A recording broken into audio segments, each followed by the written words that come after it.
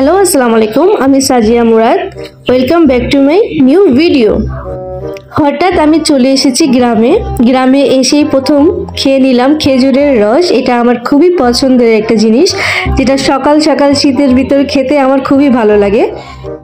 সকাল সকাল গ্রামের এই প্রকৃতির হাওয়া নিজের শরীরে লাগিয়ে লাগিয়ে খুব ভালো লাগতেছিল। এখন চলে যাচ্ছি আমি বাড়ির ভিতরে। এটা আমার এক চাচির বাসা।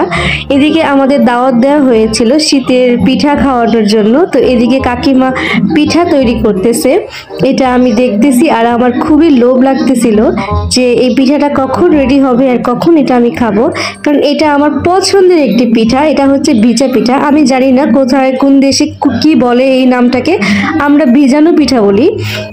ফাইনালি পিঠা রেডি হয়ে গিয়েছে আর আমি হাতে নিয়েছি ট্রাই করার জন্য। তো এক বাইট নিয়ে নিলাম। এতই মজা ছিল পিঠাটা, মানে অস্বাভাবিক মজা। আমি এরকম পিঠা কখনোই খাইনি। গ্রামের পিঠা আসলে মজাই আলাদা। তারপর সবারটা দেখে আমিও ট্রাই করে নিলাম যে আমি একটু পিঠা বানাবো।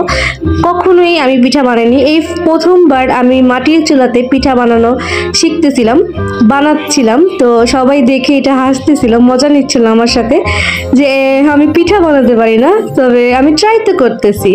তো খুবই ভালো লাগলো আমার। অপর দিকে দেখি মাংস রান্না হচ্ছে, এই চিতই পিঠা দিয়ে মাংস খাওয়া হবে। তো ফাইনালি ওই সময়টা এসে পড়লো, আমি পিঠা দিয়ে ঝাল ঝাল মাংস খাচ্ছি। এটাও আমার খুব পছন্দ, এটা আমার খুব ভালো লাগতেছে খেতে, খুবই মজা হয়েছিল। খাওয়া দাওয়ার পর কিছুক্ষণ রেস্ট নিয়ে চলে গেলাম সরিষা ফুল দেখার জন্য, কেননা সরিষা ফুল খুবই সুন্দর, হলুদে শীতের মধ্যে খুবই ভালো লাগে দেখতে। সবাই এখন সরিষা ফুলে যেয়ে ছবি তুলছে, তাই আমিও সবার মতো সরিষা ফুলে যেয়ে একটু ভিডিও করে নিলাম। এখন আমি চাচির বাসায় ঘোরা শেষ করে এখন চলে যাব আমার নিজের শ্বশুর বাসায়। পরের দিন সকাল সকাল ঘুম থেকে উঠেই চলে গেলাম ঘুড়ি উড়ানোর জন্য, কারণ সবাইকে দেখছি আমার হাজবেন্ড ছেলে মেয়ে সবাই চলে গিয়েছে ঘুড়ি উড়ানোর জন্য।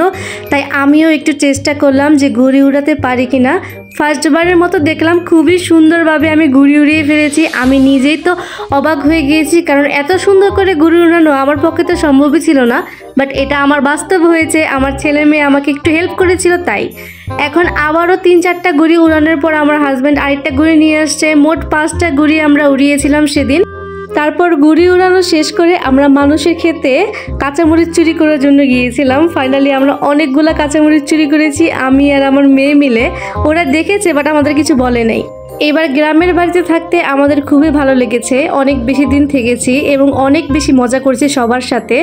আপনাদের যাদের এরকম গ্রামের বাসা আছে অবশ্যই আমাকে কমেন্টস বক্সে জানাতে পারেন। আজকে আমার মানিকগঞ্জের শেষ দিন, কারণ কালকে আমি চলে যাব আমার ঢাকায়। তো ঢাকায় গিয়েও আমরা আসলে গ্রামের পরিবেশটাকে খুবই মনে করব, কারণ খুবই সুন্দর একটি জায়গা, খুবই সুন্দর দিন কাটিয়েছি। আমার এই ব্লগটা এই পর্যন্তই। যদি ভালো লাগে অবশ্যই লাইক কমেন্ট শেয়ার করে দিন।